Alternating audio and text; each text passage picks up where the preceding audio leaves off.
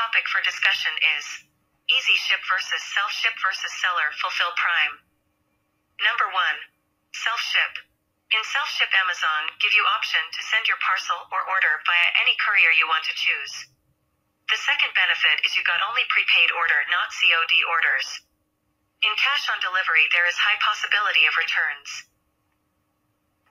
If you don't want to deliver orders to any specific area, you can disable that PIN code from your shipping settings in Seller Central, as well as you can enable it for any area too. Its only negative point is that you have to send your order on your own. It is totally your headache to send the order to customer, and similarly, if any customer want to return it, you have to receive from the customers at your own.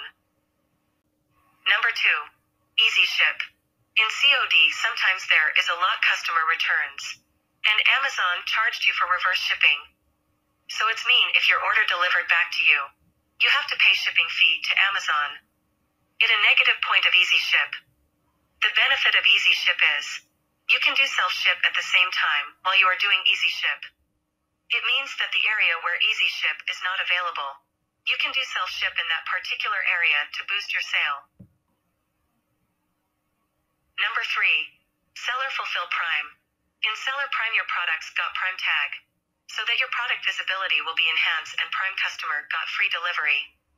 When you get much order from Prime as it offer free shipping, your self-ship products will also start getting more visibility. Negative points of Seller Prime are you have to give free shipping services to customer. If you get an order today, you have to dispatch it to very next day.